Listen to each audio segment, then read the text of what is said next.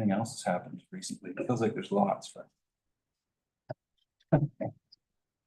it's been a lovely day. Public comment on agenda items. Sarson. Thanks, Mayor Law. We do currently have one member of the public in attendance via Zoom. So if you are attending via Zoom and would like to make a comment on an agenda item, please sign up using the Q&A function. You can just enter your name. You'll need to state your residential address and the agenda item you'd like to speak to. I'll now open the call. Calling once. Calling twice. Calling 3 times. No comments at this time, Mayor Law. Moving on, correspondence from the Tofino Chamber of Commerce regarding invitation to sponsor Tofino Business Excellence Awards. Open this up to council for comment. Councillor Thomas. This particular award is attributed to Tourism Tofino already in all of on the Chamber's website and social media, so that they've already found a sponsor for it. Hey, comment from staff. I know you have been. Yeah. Sure, Paper Chair. I'm not aware that they found another sponsor. Apologies. I didn't notice that. I did recently meet with the acting ED and nothing had changed. It was just, I think it was yesterday. So perhaps the award name is incorrect. If council wishes to sponsor, what we could do is support the sponsorship, and if a party has been assigned, then we'll decline. But if yeah, I think it's I think maybe to add to that, I know maybe this complicates things, but I know that we're in the midst of fee for service, and maybe this is something that we could build in the future if that's one they said we wanted to support chamber. I know that sometimes with the fluctuation of staff or people on their executive, that these things sometimes come through a little bit later than we would like to see them. If they, maybe that's something we could explore or have a conversation about at the appropriate time, but it could be a standing thing.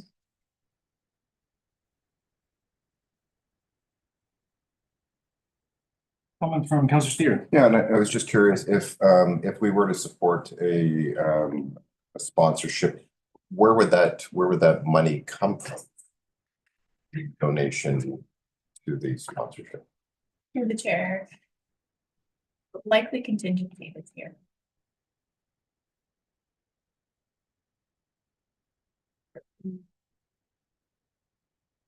Okay, further comments from council. Is council amenable to supporting this or not supporting this? If the questions asked. I'll speak. Although I'm amenable to supporting it in the spirit of things, given that it may be coming from contingency this year, and as Councillor Thomas mentioned, this letter may be outdated if they've already found a sponsor. I think that perhaps staff could just have a bit of a conversation with the chamber staff and get back to us with an answer. Sure, they probably need an answer sooner than later. Coming up fairly quickly, is it not? Yes, the awards are on February 26th, so I think confirmation this evening would be required. Is there potential council budget? How's our council budget looking instead of bringing out a contingency to comment on that? Because I know sometimes we go over, or we're usually under in the council budget, and it's usually left over and it's rolled over. So just a comment on that, and I'll get to you, Councillor Thomas, after the question. Yeah, we don't have those numbers here tonight, but it's likely an option either through council advocacy, or there is a council promo budget, which we can use for some initiatives. So staff would probably have to take that away and confirm the funding source. If it wasn't possible in the council budget, then yes, we would need contingency, and we're happy to take that direction too. Councillor Thomas. So the 2026 website for voting does have Tourism Tofino under the small business there as the sponsor. So by everything that they're presenting outwards, that has been sponsored and is covered, and Tourism Tofino is obviously doing credit for that this time. Okay, so can we, I mean, if that is a mistake and that they just leave it out there, does council want to direct staff to sponsor this Business Excellence Award? Should Tourism Pino not be already sponsoring? Don't foresee their like the voting is already open for this, Oh, I like they're midstream of things. I don't see things being updated and changed at this time. They've already, Councillor Anderson? Well, we did sponsor it last year, I believe, and I think it's a fairly high profile event for the business community and I think just the district's presence there and the mayor could attend is a good idea. And maybe not so much strictly for the chamber, but for all people and businesses that attend. It's good to know that they have the support of the district out there. And Spear and I attend the district.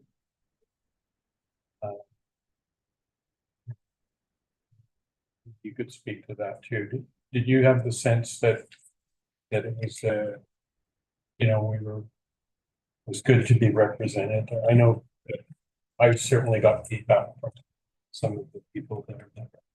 The revival, the district was there, so. Mayor Law, well, I'll let him speak, but I believe Mayor Law will be co-hosting. I will be, Yeah. Miles and I will be co-hosting the event. So I think it's critical that we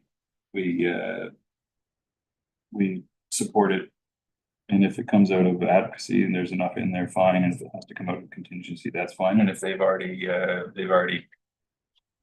supported it, that's fine too.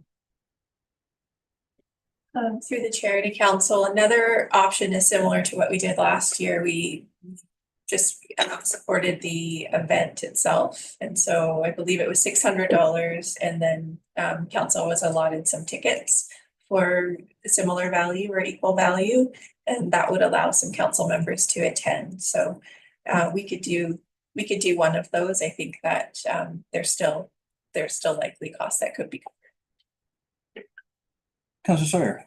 Yeah, I'd be more comfortable with that, just given that this would be a donation for an award and we don't have a really clear area where that would be coming from. I feel uneasy about that, but if it was council budget being spent on tickets for, as Councillor Anderson said, representatives to attend the community event, then that's a clearer line of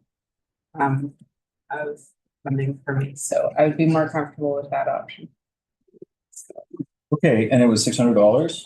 And just clarify for the record, the request was for this right, and it's $600 for the tickets last year.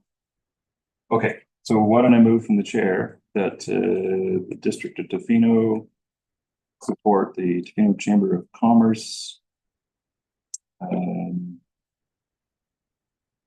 Business Excellence Awards.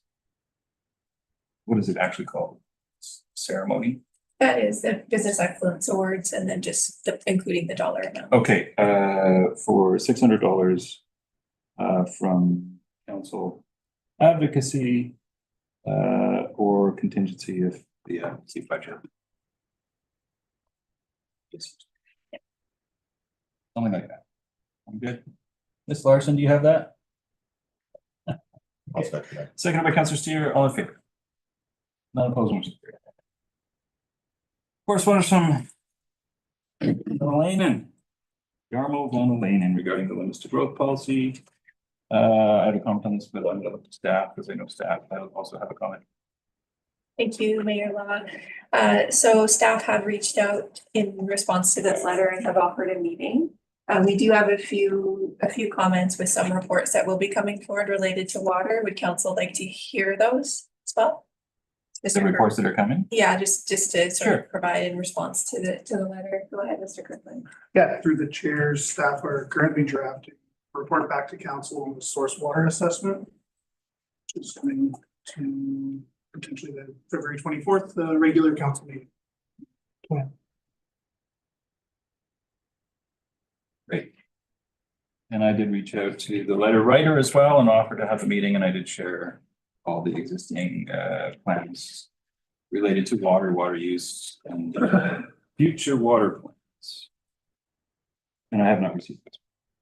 9.3 corresponds from Local Government Leadership Academy regarding the 2026 LGLA Leadership Forum.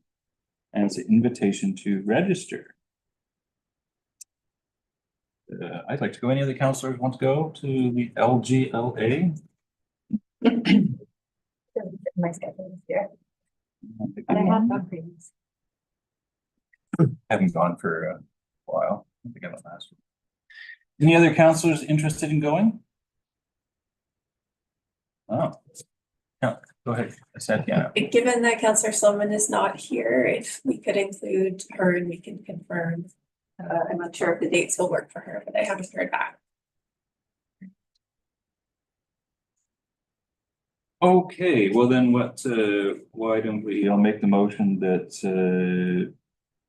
Mayor Law and Councillor Sloman be authorized to attend the 2026 LGLA Leadership Forum, March 11th, 13th, 2026 in Richmond, BC, and be reimbursed for costs in accordance with District of Tofino Council remuneration bylaw number 1254/2018. And by Councillor Steer, all in favor? None opposed, motion is carried, and then of course, Councillor Sloman votes no. 9.4 corresponds from Association of Vancouver Island and Coastal Communities regarding AVICC virtual session, housing corporations and rural solutions. Any comment from council? I've already registered, so.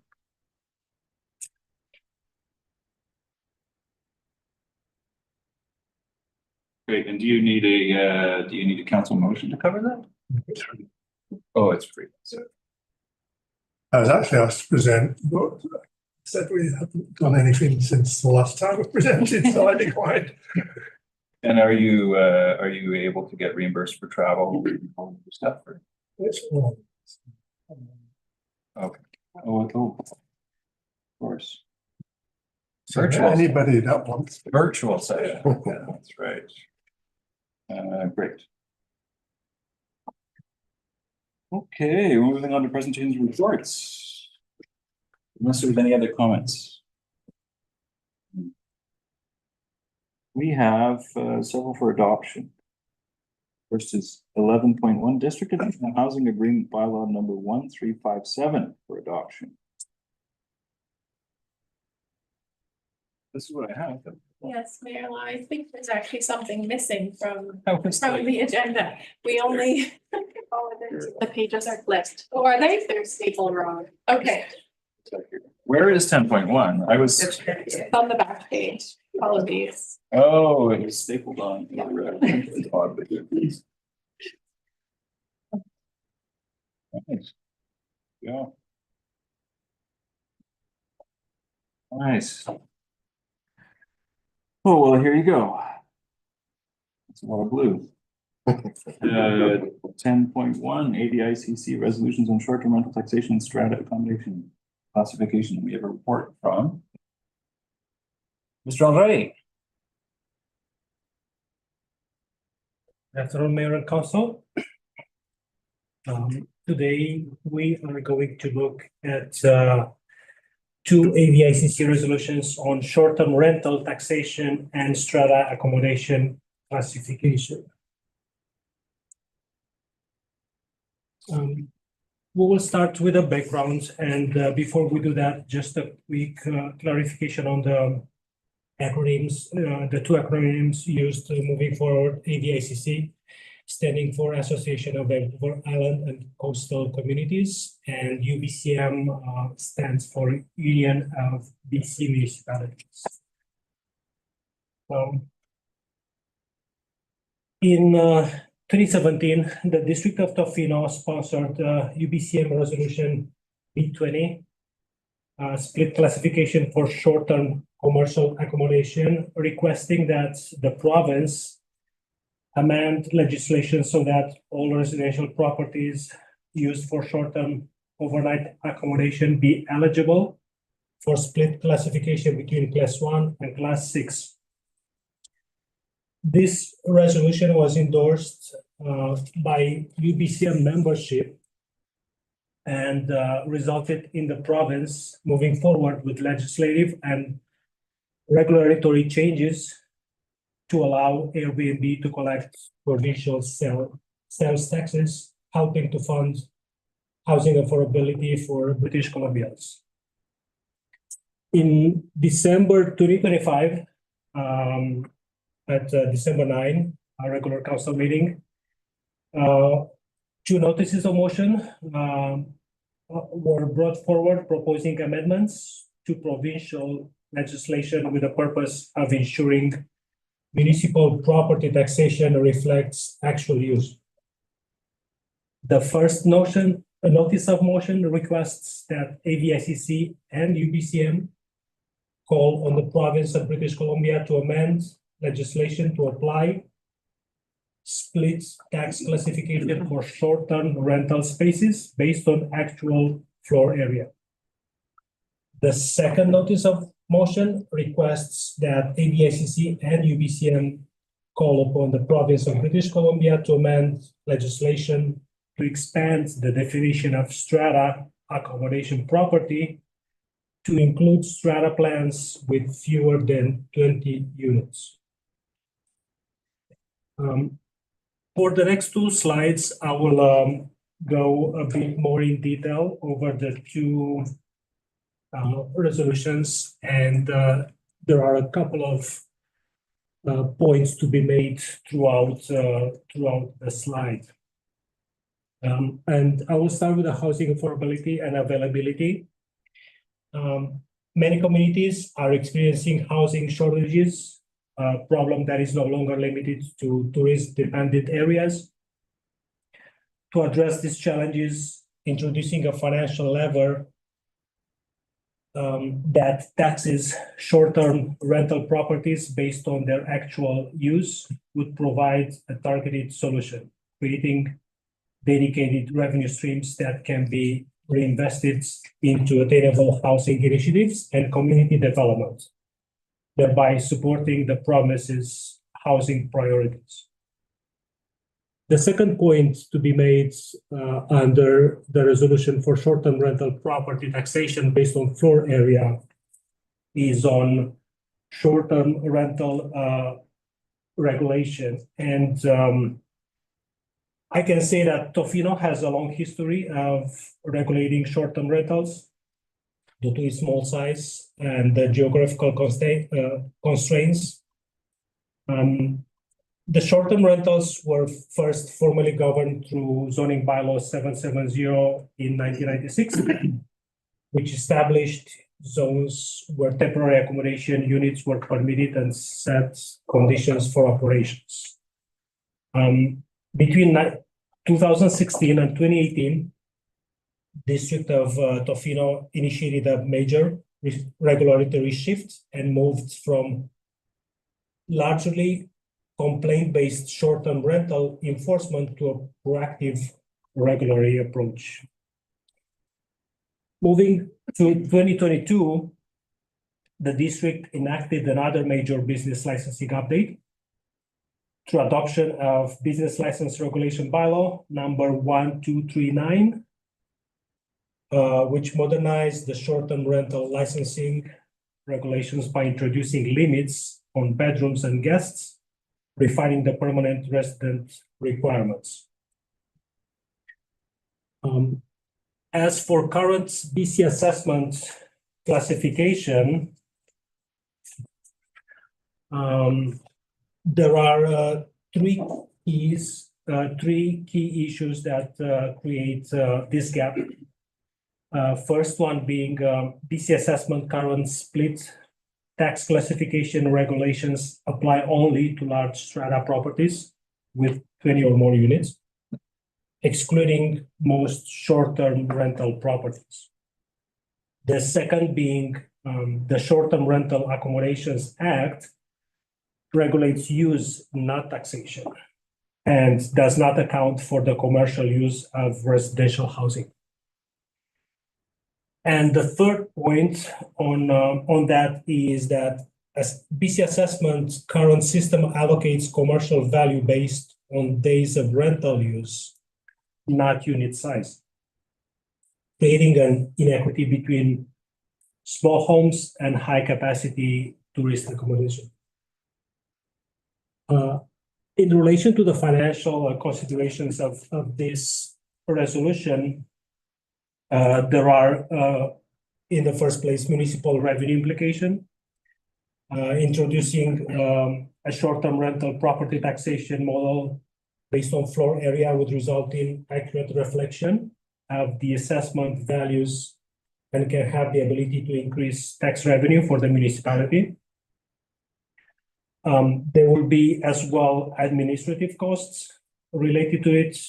Implementing a floor area-based short-term rental tax might require additional administrative capacity coming from reporting requirements, staff resources to monitor the implementation, as well as enforcement of such changes. Provincial support. In recent years, the province has enacted legislative and regulatory changes that require short-term rental platforms to collect and remit provincial sales taxes. The Short-Term Rental Accommodation Act strengthened provincial legislation, but it did not modernize the property tax framework. By building on these measures, a municipal tool that taxes short-term rentals based on their floor area would help ensure that homes being used as commercial accommodation contribute fairly to housing affordability efforts. In conclusion of this resolution, taxing short-term rental properties based on floor area would create a more proportional and transparent approach to valuing commercial visitor accommodation activity within residential buildings. Moving to the second resolution, which is on expansion of strata accommodation property definition to include strata plans with less than 20 units. Regarding the house and affordability, across British Columbia, residents are experiencing challenging in housing environment marked by high cost and limited supply. This challenge is no longer limited to tourism-dependent areas, and expanding the BC assessment classification so that small accommodation properties operating as short-term rentals are taxed in the appropriate business class would introduce an important financial lever that align taxation with actual commercial use. The short-term rental regulation, it has the same values and parameters as the one mentioned earlier with 1996 first zoning bylaw, the major regulatory shifts 2016 to 2018, and the introduction of adoption of the business license regulation bylaw number 1239 in 2022. The current assessment, the current BC assessment classification, on that point, since 2007, BC assessment has allowed split classification for strata properties used as short-term overnight accommodation only if the strata plan contains 20 or more units. In Tofino, several strata properties have fewer than 20 units, but operate as short-term rental businesses or hotel equivalent units. Despite their commercial use, these properties are fully assessed as Class 1, which is residential, preventing the district from levying appropriate Class 6, which is business/other taxes associated with commercial activity. Financial considerations for this resolution. are in a way similar to the previous one, municipal revenue impacts. If smaller strata plans under 20 units become eligible for strata accommodation property classification, a portion of their assessed value would shift from class 1 residential to class 6 business. The latter will carry significantly higher municipal tax rates than class 1, resulting in an increase in tax revenue for the municipality. And the second point here would be impact on short-term rental operators.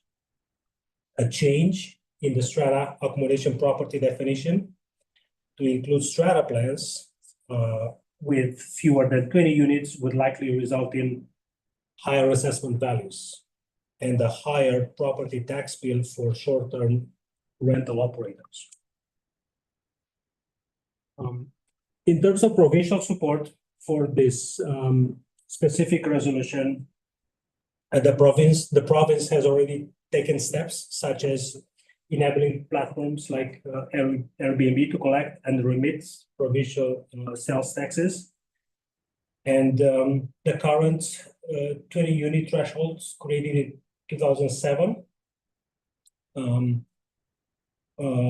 when short-term rentals were largely limited to hotel-style complexes no longer aligns with the modern markets. Updating the definition to include strata plans with fewer than 20 units would modernize provincial assessment practices and recognize the commercial use occurring in smaller developments. In conclusion, for this resolution, including smaller strata plans within the strata accommodation property definition is essential for fair and accurate taxation of units operating as commercial visitor accommodations. Under current rules, these properties remain fully residential for tax purposes, despite functioning like businesses, creating inequities across accommodation types, and expanding eligibility for split classification would align taxation with actual use. Support communities like Tofino in managing tourism impacts and strengthen municipal revenue stability for services. On my next slide, I have only the title of the recommendations. That is because they are quite long. You can find them in the report. To note here that AVICC regulations are quite specific when it comes down to such recommendations. Hence, their structure is such that it has one that paragraph, two whereas paragraphs, and one therefore paragraph. And this is the formats expected by AVICC. And I'm looking for any questions. Councilor McMaster. That's more a comment, I think. In the first whereas of recommendation 1, it says providing affordable, available, and long-term housing should not be affordable, attainable, or long-term housing rather than available. Sorry, say it again. But it's got available and long-term housing, and I think it's meant to say attainable. Sorry, there's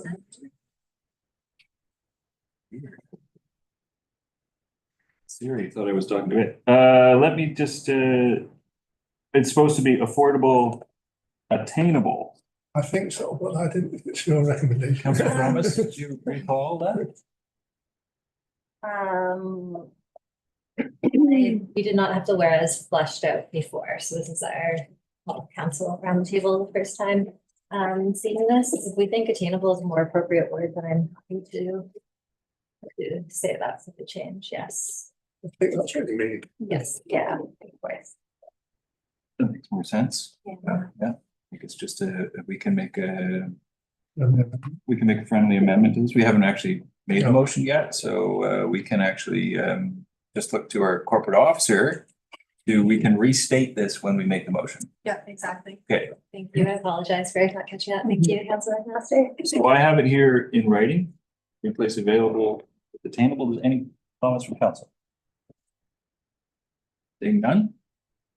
Go ahead. I just wanted to say thank you to Mr. Andre for fleshing out all the background information. There's a lot of details to fill in, and Ms. Larson for her work on it, and CEO Tiana for your help getting the ball rolling. I know these were two weighty recommendations and coming in over the holidays, of course, and with a short timeline. So I appreciate all the efforts that went into bringing these together. Was all Ms. Larson on the recommendation. And I have one possible addition for council to consider. And that was the second recommendation, again, the whereas clause.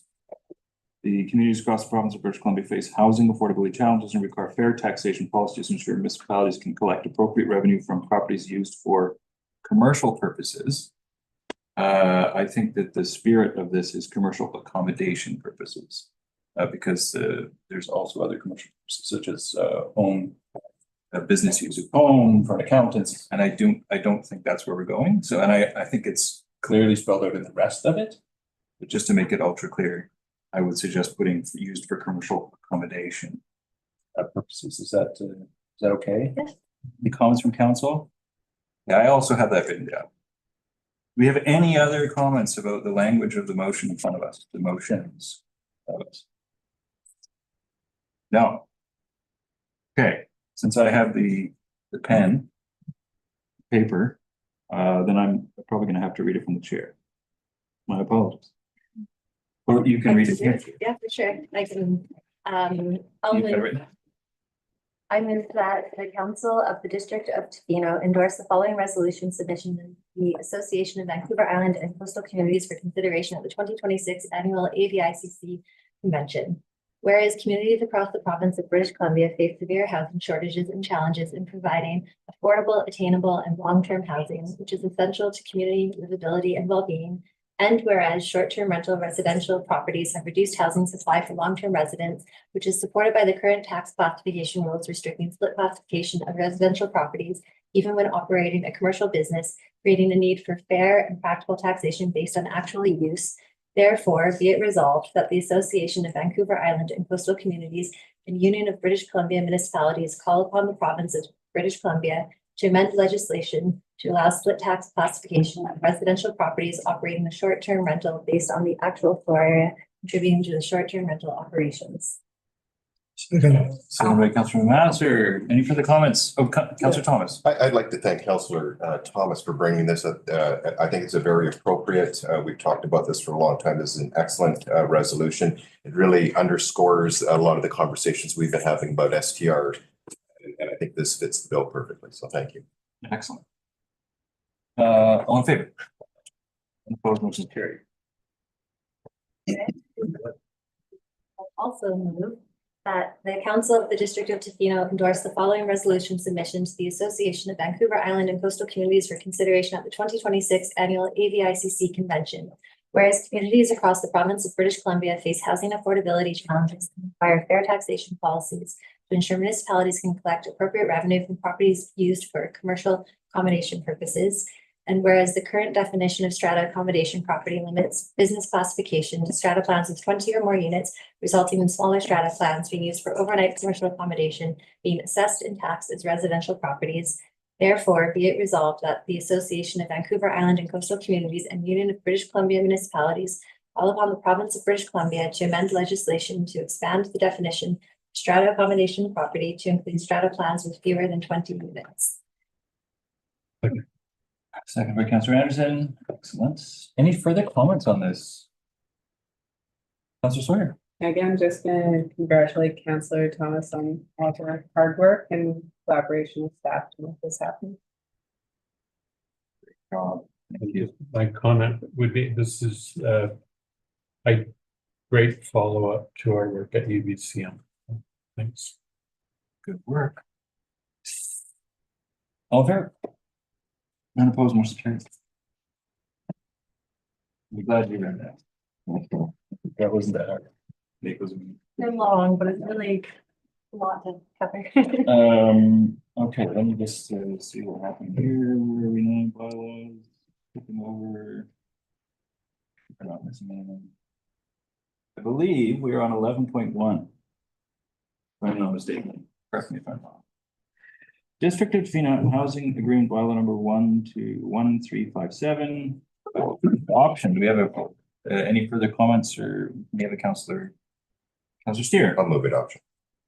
Can you just, District of Tofino Housing Agreement Bylaw number 1357, 2026 adoption. Recommend the District of Tofino Housing Agreement Bylaw number 1357, 2026 be adopted. Councillor Thomas seconded, all in favor? None opposed, motion's carried. Go ahead, Councillor Steer. And I'll move that the District of Tofino Source Control Regulation Bylaw number 1350, 2024 be adopted. Thomas, any further comments, all in favor? None opposed, motion's And carried. finally, that the District of Tofino Building Amendment Bylaw number 1256.04, 2025 be adopted. Second by Councillor Thomas, all in favor?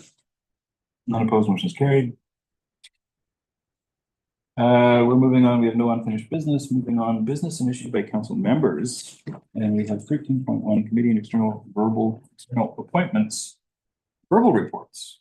Any verbal reports? Standing at it, Councillor McMaster. Yeah, at the last meeting, the accessibility plan for the district was included. I'm sure you've all read it. But if you haven't, I encourage you to do so. It's taken probably a year longer than it should have done. I think it took us almost 2 years to get this report out. I think it's a good, comprehensive report. It was put together by the consultants with input from the committee. I'd like to emphasise that it's just a start. This has got to be a living document and needs to be updated on a regular basis.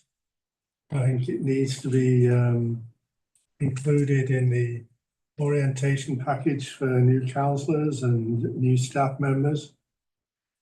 And some of the comments from the committee, we always had problems getting quorum. I would say we need to look at the terms of reference for the committee members. We have to probably be more stringent on when people don't attend and get them off the committee right away. The fact that this is a committee dealing with accessibility, I think we have to make the meetings accessible as possible. So they should be, for a start, like we have a council meeting where people can attend virtually and or be present, and then look at other methods as time goes on. And I would say the committee needs to meet at least 4 times a year. And one of the committee members is sitting in the audience, Bobby Burns. And Aaron, do you want to say a few words? Well, maybe just quickly through the chair, we're working to undertake some of the pieces of that plan. So planning some committee meetings starting in March, looking at some grants, communicating internally with staff about the plan that is there and needs to be looked at, prior to undertaking a number of projects and programs. And that communications wise, we're moving it onto the website, including a feedback form for people to comment back on accessibility to Tofino, which is one of the provincial requirements. So there's a bunch of things now starting to move in the background, and as Councilman Master said, it's just a beginning. We got it over the finish line, but it's lots of work left to do. Councillor Dawes. Thank you through the chair. Master, I'm just wondering and I think that this is one thing you did mention that we need a motion, but in terms of the inclusion of this in council orientation, we have a new council that will be coming in October. I'm wondering, would we require a motion to have that, or because I think it's an excellent idea in terms of our council orientation. I'll look to staff, but I think the idea that Councilor McMaster to have that included would be valuable in a council orientation. To the chair, to council, I don't think we need a council motion. We're working on a plan for what we will include in council orientation, and the package is quite lengthy and it changes from term to term depending on which plans we've adopted throughout that term. And with this being a new requirement for our municipality and the plan newly adopted, it would likely just naturally form part of the orientation. And I do want to acknowledge from the chair, committee member Bobby Burns for his dedication to the accessibility committee. Thank you. Yeah, keep going. Excellent. Question period. Ms. Larson, do we have anybody signed up for question period? Thanks, Mayor Law. We don't currently have anyone signed up, but we do still have a few members in attendance via Zoom. We'll now open the call for question period. If you're in attendance in person, you can just raise your hand and be added to the list. If you're attending remotely via Zoom, please let us know that you'd like to ask a question using the Q&A function. You'll need to state your name, your residential address, and which agenda item you're asking your question about. Calling once. Calling twice. Calling 3 times. No questions at this time. Super. Do we have a volunteer to move us into the club? I move that the meeting be closed to the public pursuant to sections 91A(c)(k) and 92B(1) and 3 of the community charter to discuss matters relating to 91A, personal information about an identifiable individual who holds or is being considered for a position as an officer, employee, or agent of the municipality or another position appointed by the municipality. 91C, labor relations or other employee relations. 91K, negotiations and related discussions respecting the proposed provision of municipal service that are at their preliminary stages and that, in the view of the council, could reasonably be expected to harm the interests of the municipality if they were held in public. 92B, the consideration of information received and held in confidence relating to negotiations, 1 between the municipality and provincial government or the federal government or both, or between a provincial government or the federal government or both and a third party. 3 between the municipality and a First Nation or a prescribed Indigenous entity, or between a First Nation or prescribed Indigenous entity and a third party. Seconded by Councilor Thomas. Any further comments? All in favor? None opposed, motion is carried. We're gonna take a 5-minute break. To